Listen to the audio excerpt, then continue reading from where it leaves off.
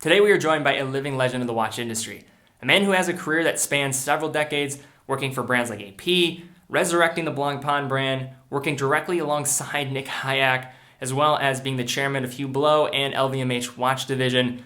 The guy has achieved so much, and today we're talking about the future of the watch industry, looking forward to the 21st century and what we can learn from what happened in century prior.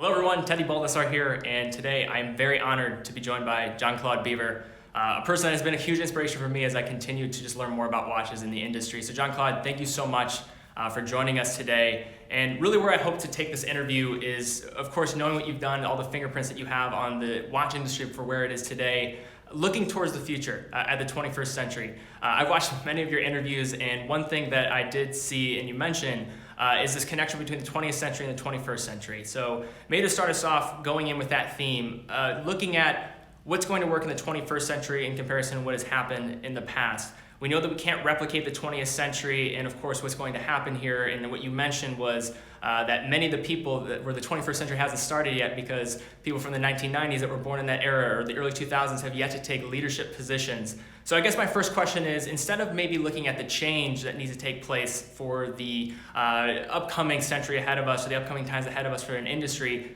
what needs to stay the same? What do we need to preserve going forward to kind of allow watches to remain what they are and kind of keep that core identity, maybe as a first question? I think the first answer is that the traditional watchmaking art, and I said it, watchmaking art, is marked by eternity. Why? Because art is eternal. The art of Mozart, the art of Picasso, even the art of the Rolling Stones are eternal. Every day somebody is watching or looking at a picture, a painting of Picasso. Every day somebody is listening to Mozart or to the Beatles. So art is essentially due to last forever. The architectural art of the Greek, the art of the Egyptian. Can you believe that? So art is eternal. And watchmaking industry is different from watchmaking art. And the watchmaking art is due to stay eternal. And the watchmaking art is probably 75% of the turnover of the Swiss exports. It means Switzerland exports 75% of their watches that are in the class that they can be put into the watchmaking art. 25% is probably the watchmaking industry. Concerning the watch industry, that is like every industry. The industry or the technology goes to the future by killing the past. The TV, which was black and white in the 50s, I remember my grandmother one day said, "I want a new TV." And we said, "Why?" "Because now we have color TV." So the color TV killed the black and white TV. The day you will have your iPhone, not anymore like this, but you will see on the screen in 3 dimensions. It will kill my actual phone, and nobody will buy this phone anymore. While a watch from the 50s, from the 40s, from 1911, I bought today at the auction in Hong Kong a watch from the 50s. So that is eternity. Now, eternity cannot get any competition. Where does competition come from eternity? Nowhere. Eternity is the ultimate. So we have these two different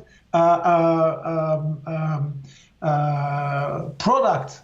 The industry, which will become obsolete, and the industry has eventually some problems to adapt to the new generation, to the new technology, while art is clearly what we are doing today, and that is what we will be doing tomorrow. Of course, with a certain numbers of addition, like a case in carbon, or special colors.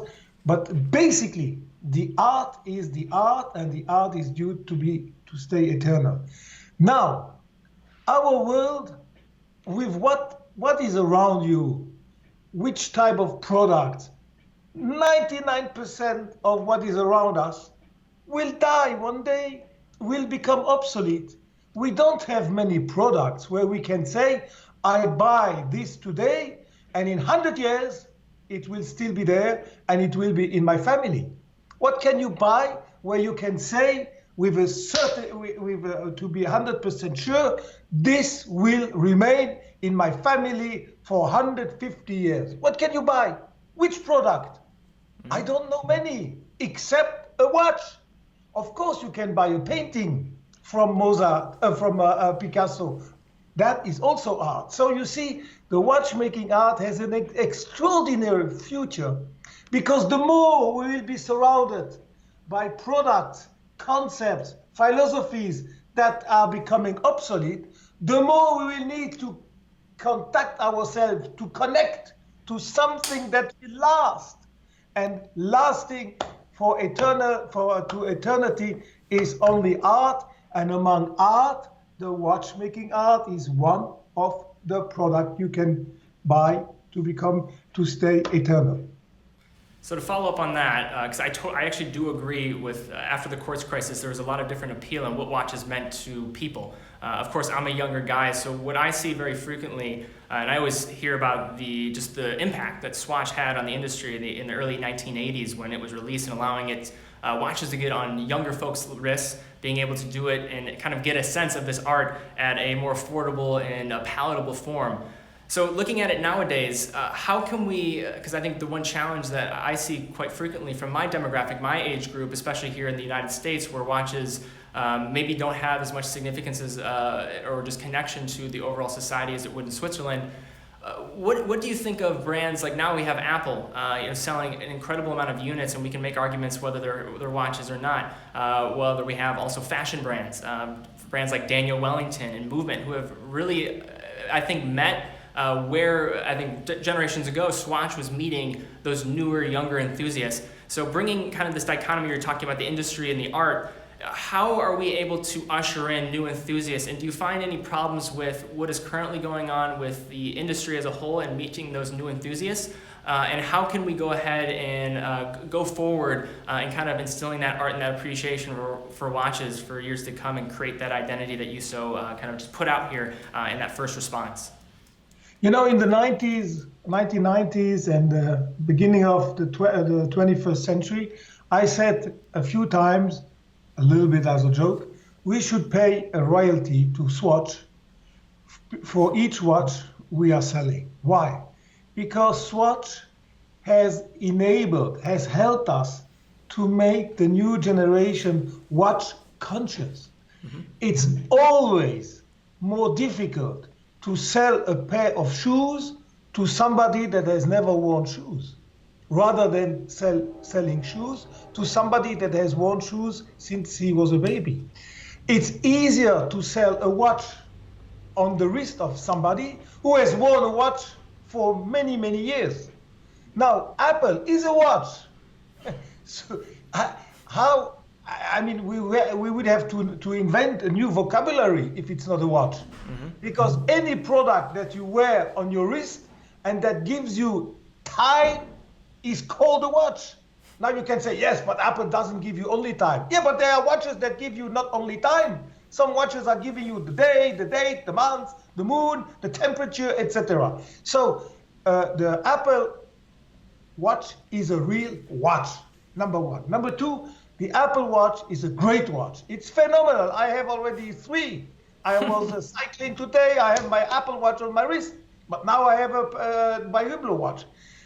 It doesn't compete to art. The Apple Watch, as brilliant as it is, as much as I bought 3 pieces, as much as I love it, will never compete my perpetual calendar or my tourbillon. Never. It's totally different. But Apple, by putting on 30 million wrists, mm-hmm. their watch is only helping us later on to sell a piece of art on the wrist. Now you can have the Apple Watch, which is a piece of technology on the wrist, which is a piece of information on the wrist. But one day, why wouldn't you like to have a piece of art on your wrist? Why wouldn't you like to have one day a piece of emotion, a piece of dream, a piece of status symbol on your wrist? And that's much easier to do this step once you have worn a watch already, rather than when you are 35 years old and you have never worn a watch all your life. So I see Apple as a complementary product. It goes together. You can own both. It is not a direct competition. But eventually, to the people in Switzerland who are producing technology, who are producing watches that are retailing $200, $300 or $500, there Apple might be a competitor, but not for the art. Mm-hmm. What do you think about traditional analog, like fashion brands that I kind of mentioned as well? Because I think Apple certainly is an exception in terms of just the technology that it's bringing. But what about traditional kind of three-hand analog watches that are kind of in this space and now fastly growing? Do you still have the same kind of mindset towards those brands? Yes, because they bring, as much as Apple brings information, it's an information tool. It's a computer on your wrist. And I really need it when I exercise. Mm-hmm. The Wellington, they don't bring information on your wrist. They bring design. They bring eventually beauty. And that is also something that we need. Because at the end, a piece of the watchmaking art is also a piece of design, is also a piece of beauty.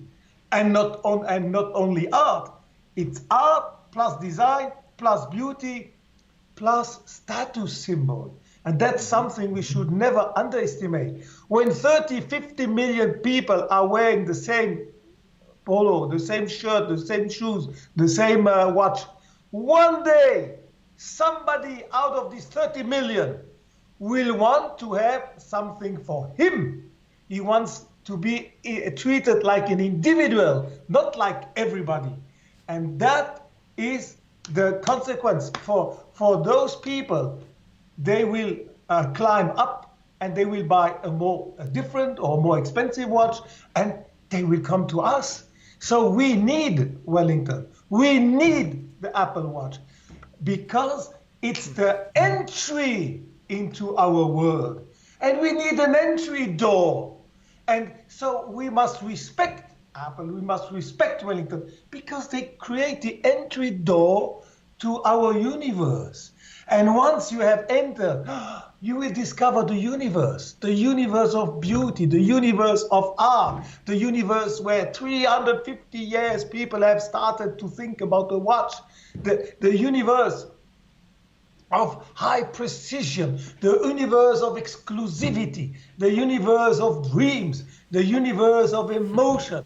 My goodness, thank you to all these brands to open the door to this universe. Do you think that you should be complementary when we're looking at the Swiss watch industry? Do you think it's more just working in line with that to kind of fulfill that kind of later passion that is kind of the art and what high-end watchmaking is? Or do you think they're, like Swatch was in the 1980s, an obligation to maybe meet consumers at that level? What do you think that will look like? And do you think there's any, talking about that gateway to this universe, do you think that the Swiss watch industry should be at that gateway, kind of offering up a product in kind of line with those other brands that we mentioned? Yes, you must not forget that Swatch was made in order to give to the Swiss watch brands, to give an industrial tool. Mm-hmm. Because as the Swiss had missed the quartz technology, they believed that they would need this technology to compete against the Japanese. And you can never get a technology like the smartwatch or like the quartz watch if you produce 100,000 or 1 million watches. You need quantities, and quantities means millions of pieces. But with Omega, with Rolex, with Cartier, with all these brands together, we would never have reached those millions of pieces where we could have built an industrial tool. So the idea was to bring out a Swiss watch. That is why it is called swatch, Swiss watch, a Swiss watch that would retail for $50, that would be made by robots in Switzerland, and that we would sell by millions of pieces, which would give us the profitability to build an industrial tool. That was the idea. And indirectly, the fact that Swatch was extraordinarily well distributed, like a luxury product, Swatch became a fashion product, a high quality fashion product with joy of life, with colors. We have taught kids that they can wear 3, 4 watches, 2 on each wrist. We have taught to kids that when they have a blue sweater, they can put a blue watch. And then when they have a rose sweater, they can put a rose. So we have made this generation that in the 80s, they were 8 or 10 years old. We have made them extremely watch conscious. So when they were getting married and they were 30 years old, what would they like to get from their partner? A watch with an engraver. And that watch, for my darling, that I married on the 25th of September 1989, and we were saying, wow, you got the watch for your wedding? Wow, and there's an engraver, but that will last forever. And the husband would say, yes, my darling, and if I die one day on my dying bed, if I can, I will handle it to our son. And if I cannot, please do it for me. Like this, our love will stay with the watch and with the kids. But that is just brilliant. That is the best the watch can do. If the watch only tells you what time it is, God damn, I don't need it.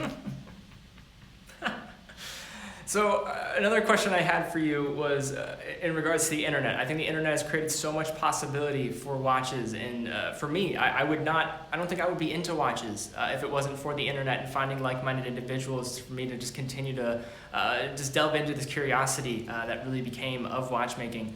But talking about, I think this personal touch. I think personal touch and kind of what you've demonstrated with, just the giving of a watch to somebody else, the wearing of a watch. There's an art to it. There's a personal touch to everything that goes about making a watch, to selling a watch, to owning a watch.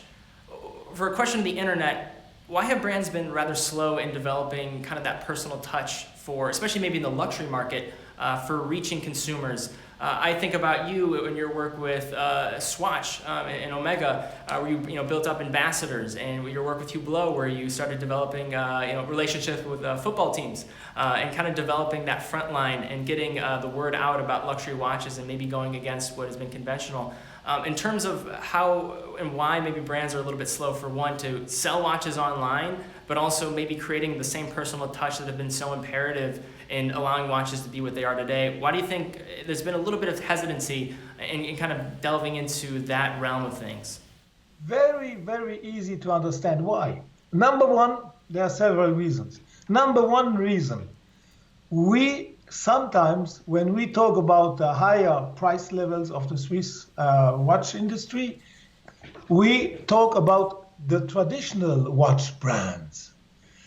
And whoever says traditional means that they are more linked to yesterday than to tomorrow. And if you look at luxury, look certain luxury cars, or look at luxury hotels, very often they look like the ones that are 50 or 100 years ago. Luxury has a tendency, or let's say tradition has a tendency to repeat the past. So when you are a traditional watch brand, you are, of course, afraid to destroy your image by being suddenly too quickly modern. So you are saying, okay, let's wait and see how this develops.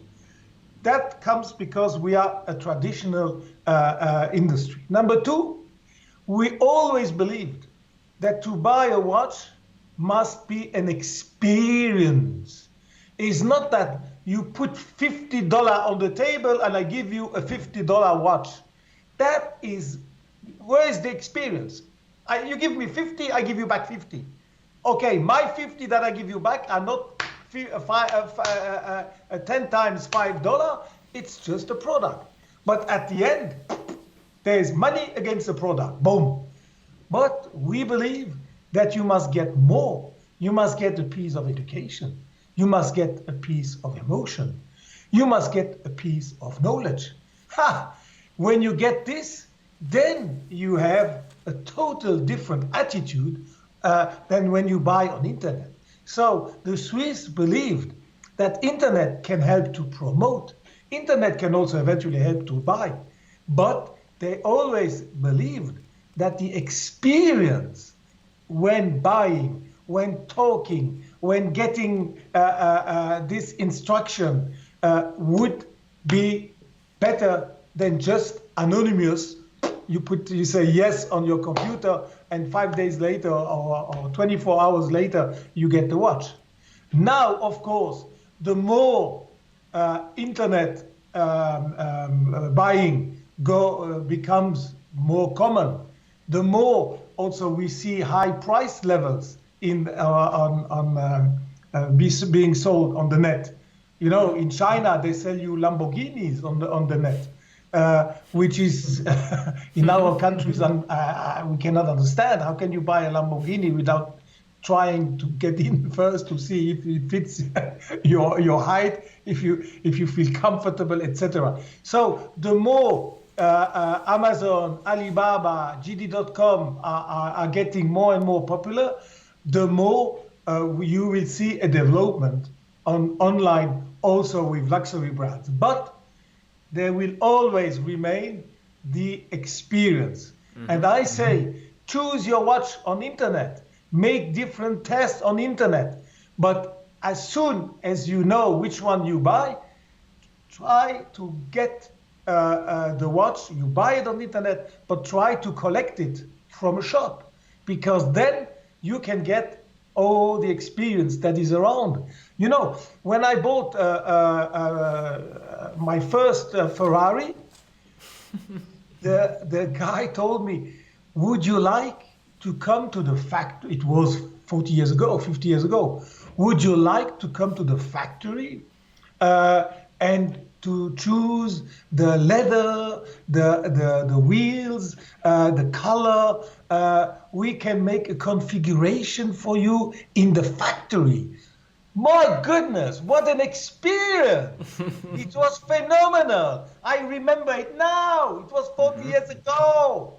I was there in the factory and it was smelling well, and I saw all these cars and I said, okay, this color, yes, but inside like this, like that. So I could configure my car. But what an experience I had. I still remember. So you see, this type of experience in luxury is something you really need. Mm-hmm. Today, I bought a helmet for my cycling. Okay, I bought a helmet. I don't need an experience. I don't need to go to a shop for my helmet. I knew which helmet I wanted to buy. Boom, and that's it. So I click helmet, and tomorrow the helmet will come, and I will cycle with a new helmet. But when you buy a luxury product, you need all this environment, and the experience is part of the fun. It's part of the emotion of a purchase of a luxury product. Mm-hmm. Yeah, I have to talk to my Honda dealership because I didn't quite get that experience when I bought my car. But so going in line with this, I think this personal touch element is very crucial, and I think it'll be interesting to see how that can reflect in kind of the internet and how that can continue to progress to kind of replicate what's been so well developed within the brick and mortar locations. Next question is, I think the reason why I ask all this, and I did a video talking about things that kind of annoy me about the watch industry, and I'd love to hear from someone who's just been so far into this for so long, your thoughts here. But this idea of selling online, a lot of the brands are maybe not directly selling online, but their products are being sold online through places like the gray market, talking about this authorized dealership model where you're kind of territory selling to these different areas, and product is then being dumped off to the gray market that then will be sold for less. And then the perceived value from the consumer standpoint, a lot of people my age, and I hear it all the time in comments on my videos, is why buy retail is the question. And that perceived value that so many consumers have because of this vicious cycle that has become the gray market. Could you give some insight from an insider perspective, what that has done from you, maybe in like the internal board meetings, about how a brand thinks about this and that perceived value, and how this has affected the watch brands in the development process? You know, when the kids are buying Supreme, they don't get any discount. They are just happy that they could buy Supreme. Mm-hmm. When the kids are buying Off-White from Virgin Abloh, they're just happy that the parents or somebody helped them to buy it, and they get no discount. When some younger ladies buy their first Vuitton bag, they're quite happy to get it full price. They don't need the discount. When later a lady buys a Hermes Kelly bag, she's happy that she gets one. She's eventually ready to pay more to get immediately a wonderful crocodile Hermes bag. So why this? When you buy a Ferrari, don't ask for a discount, because then you will never get back to the garage. As soon as you come, they say, oh, no, we don't want you, because it's an insult to try to buy a Ferrari with a discount. So why do you get discounts? Why is there a gray market in the watch industry? Very easily, because we produce too much. Mm-hmm. When we don't control the sellout and we are just worried about selling, it means when we sell to a shop, did we sold the watch when the watch has left Switzerland and has arrived in the shop and has been paid by the shop to us? Have we sold? I say no. And then my people say, but Mr. Biver, we have made an invoice. The watch has left. The watch has arrived in LA and the watch has been paid. Don't tell me we didn't sell. I say, no, you didn't sell. Mm-hmm. You only cashed some money for what you have produced, but you have not sold the watch. But the watch will only be sold when it leaves the store and it goes on the wrist of the customer. That is called the sell out. We must monitor sell out. And Switzerland, the Swiss watch industry, has too long monitored the sell in. So they have sold to shops and never did they care. Does the shop has too many watches now? Have I delivered too many? In the beginning with Hublot, we said on purpose to our retailer, please don't show the watches if you have more than 3 in your main window. Keep it secret. Make it look like rare. If you put 100 watches in the showcase, people think, hey, that brand doesn't sell. There are 150 or 200 pieces in the showcase. So this is what we have suffered for 100 years. That was our cancer. The cancer of luxury is overproduction. You produce more than what the customer can buy. And then the retailer, he has to get rid of the merchandise.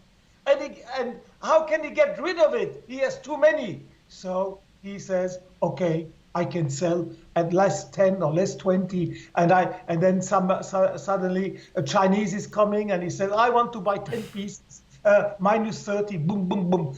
But if the watch is rare, if today you want to buy a Pepsi from Rolex or a Batman from Rolex or a Daytona from Rolex, you're going to pay 10-15% overprice. Mm-hmm. If you want to buy a Patek Nautilus reference 5,700, but you're going to pay 20, 30, 40, 50% more. Why? Because production doesn't fit the demand. But when your production is higher than the demand, then you have gray market. So we must learn to monitor strictly the sellout and adapt our production to sell out. Eventually, you know what Hublot does with the limited edition? When we have a new product that we want to do in a limited edition, we look at the watch once the prototype is ready. We have a little committee by 3 people, and we say, okay, the watch, how much will it retail? Mr. Biver, it will retail $30,000, okay? How much can we sell? Some people say 400 pieces, others say 600. I say, okay, let's say we can sell 500. Yeah, that is all right. So the 3 people say, believe we can sell 500 pieces at 30,000 of this model. And then we say, okay, if we can sell 500, let's make a limited edition of 250. Like this, we give value and we give exclusivity and we give the privilege to people to buy one. If I get now a Pepsi, the new Pepsi or the new Batman with the new bracelet, I am privileged. So that is what you're looking for. You buy luxury because you want to feel privileged. You don't want to buy luxury and then you find the same goods less 30% somewhere else. That is cheap. Then you feel really bad. So we must be careful. Never oversupply. Always adapt the sell out or the sell in on the sell out. So if the demand is 100, deliver 80 watches. Eventually deliver 100, but don't deliver 120. I find it interesting that the two or a couple of the examples you mentioned, Rolex and Patek, for the most part independent companies, talk about this relationship to quantity reaching numbers and the group structure that has kind of taken over the watch industry with the Richemonts of the world, the Swatch Group, of course LVMH Group, which you've been a part of. Talk about that internal pressure of numbers and hitting sales metrics, and maybe how that's affected this. The internal pressure is more by the managers themselves, because very often they get bonus. And bonus is the hell. I hate bonus because you can push sales to cash your bonus at the end of the year. So if you have people who are not very strictly honest, but they have some problems at home, they need a little bit of money, it's easy for somebody to say, okay, I'm going to push, I can sell another $500,000 on my budget, and when I reach this, I will get my full bonus. So, okay, let's sell. That's a temptation if you have not 100% ethic people, and which is never possible. Out of 10 people, not the 10, one must be a little bit tricky. So it's more, I think, the managers, the CEOs, eventually, not the CEOs, but the sales directors, sometimes they push more than the group, because these big groups, Rolex is also somehow a group, although it is a foundation, but from the turnover and organization, they handle like a group more or less. But these big groups are very conscious about what I'm saying, but it's sometimes difficult to stop the people. It's also the shop. Sometimes the shop, they want to make sure that they get the goods, and they order 10 when they only need 6. Because as there's a shortage, they say, come on, let's order 10. And then suddenly there's no shortage, and they get the 10. and then you have also retailers who say, eventually, yes, I can sell 6 full price, and I can sell also 4 with a reduction. Let's do both. Let's do the 6 full price, and then the 4 I can sell with less 20. So you see, it's not just the big groups. It's a social problem of ethics, and you can never secure that out of your 10,000 or 20,000 people you are having on board, that each one behaves perfect online with the ethics. Mm-hmm. So I asked a couple questions. So anticipating you being able to talk with me, ask some people that kind of watch my content. What would you ask, Jean-Claude? And a couple of the questions here, maybe we can keep these kind of quicker, and then I'll have a couple final questions. But the first question here is, outside of the LVMH group, what watch brand do you think is due for the next Hublot come up / rebirth, and why? I have no idea. Okay. I have no idea. No idea. I think Hublot cannot be repeated. Hublot is a phenomenon, and that happens once in a century, and it has happened. So there will be no other Hublot. I said the same when Frank Muller came out. Frank Muller came out in the 80s. It was a phenomenon. It was fantastic. There was not a second Frank Muller in the 20th century. Now you have Richard Mille. It's a phenomenon, and you will have no second Richard Mille. I think Hublot and Richard Mille have made something in this 20th century that I believe nobody can copy, because it was just extraordinary. It's an alignment of all the planets, and this alignment of the planets, they happen once a century, and we got it. So for the next big Richard Mille or the next big Hublot, we'll have to wait the 22nd century. Next question. And I cannot see to the 22nd century. I have already some difficulties to see 21st. Next question. What is the most affordable watch you own, and is there any significant story behind it? We all know that you have an incredible watch collection, but is there any one that maybe isn't demanding the same amount of price tag that you have? Show me, okay. Always grabbing it right now.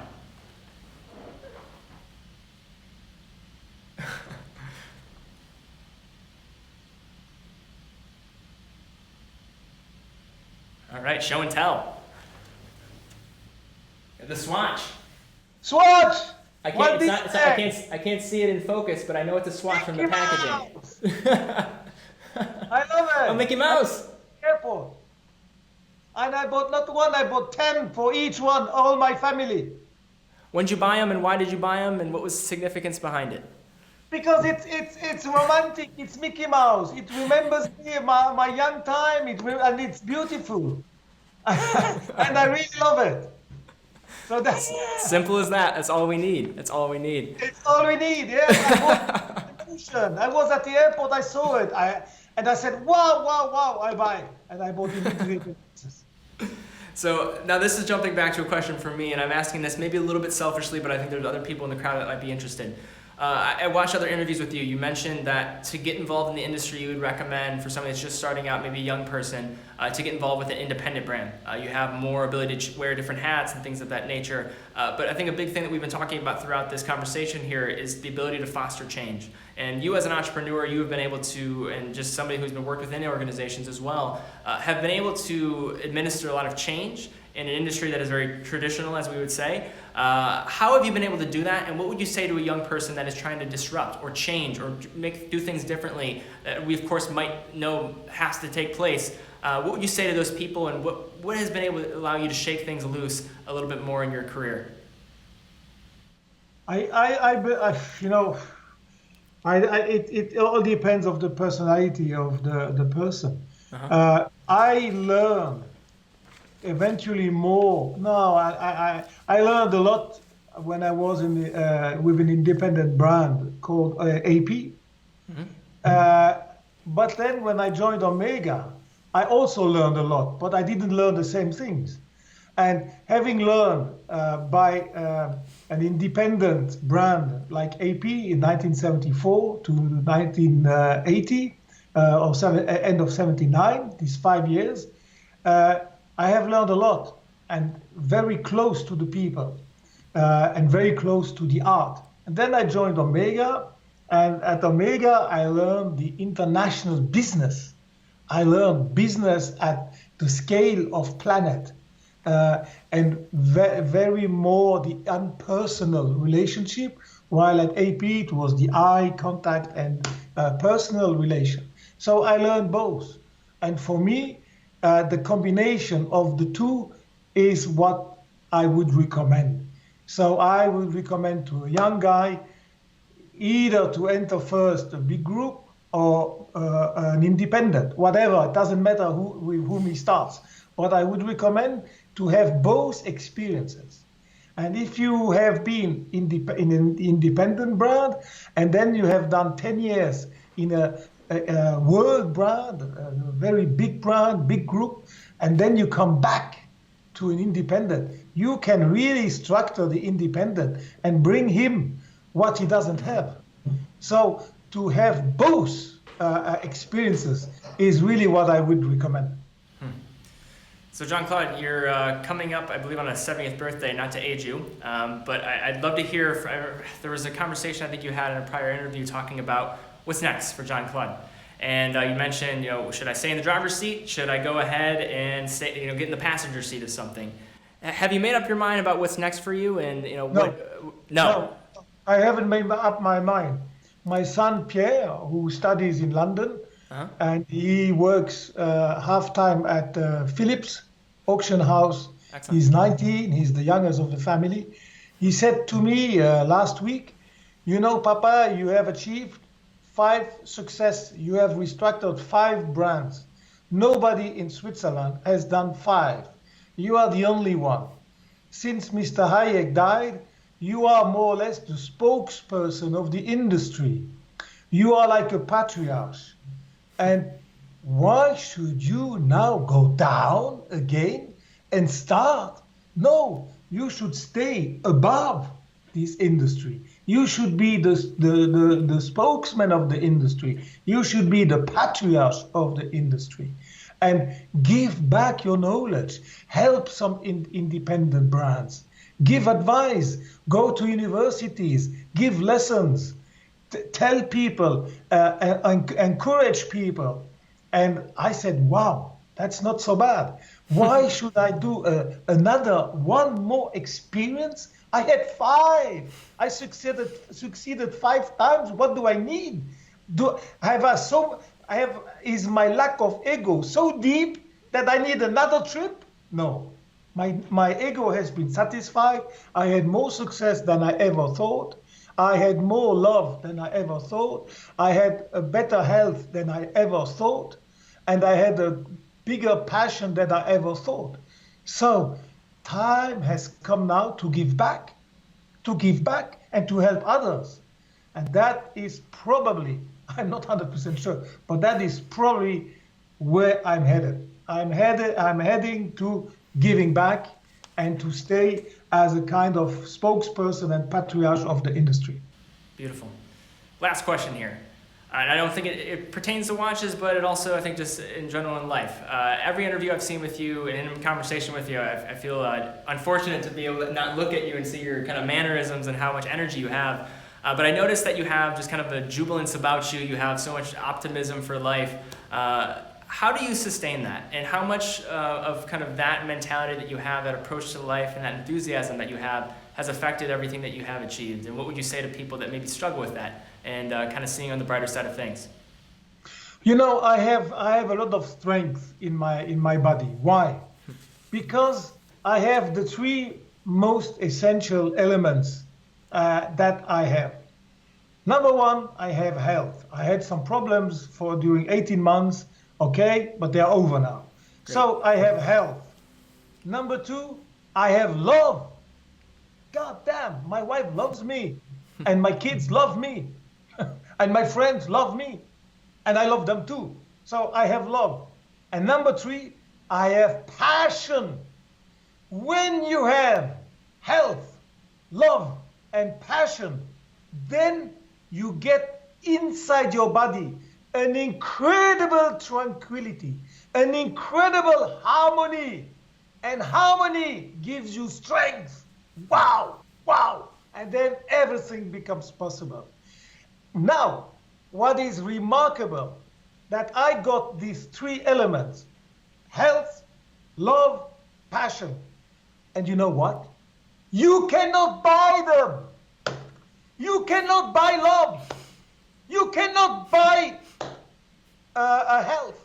You cannot buy passion. Some people have a lot of money, but they have no passion, and they have no love, and they have a bad health. and all the money of the world cannot help. So I have the three most important elements.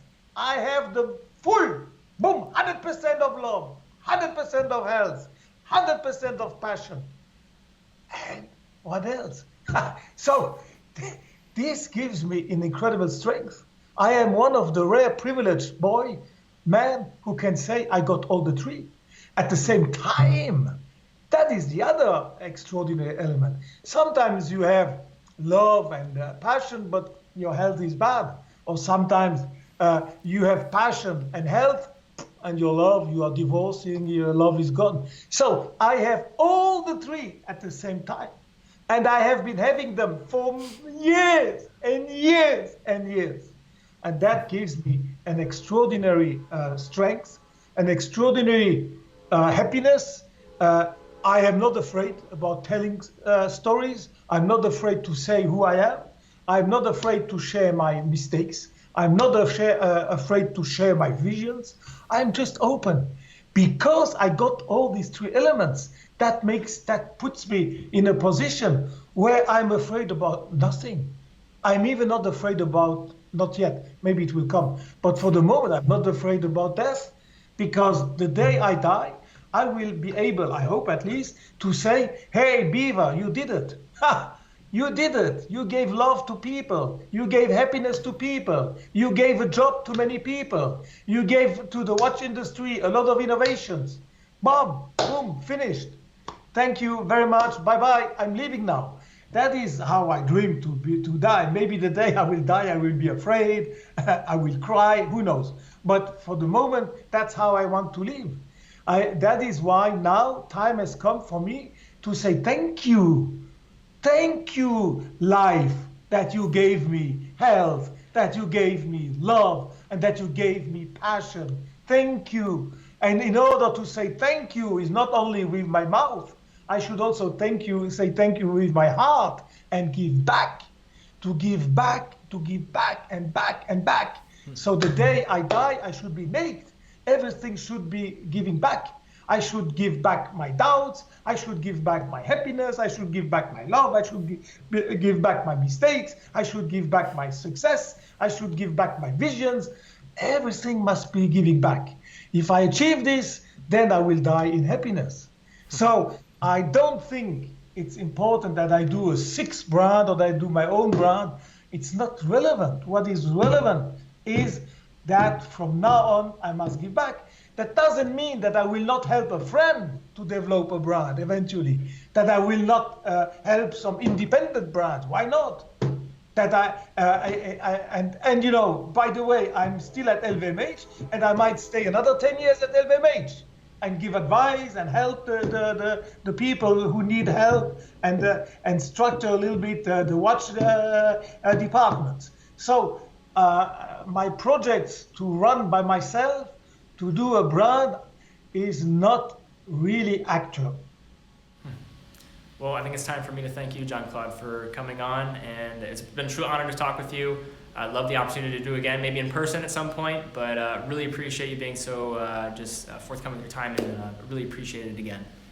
So thank you all so much for watching. If you enjoyed these interview-style videos and want to see more of them with watch leaders, be sure to give this video a thumbs up, subscribe, hit the bell icon. In addition, go to teddybaldassarre.com to get yourself an amazing watch strap, and hitting the link in the description if you want to get an iconic timepiece for yourself through our partners at Bob's Watches. Using that link helps support the channel as well. So guys, thank you again so much for watching. Be well, and I will see you all very soon.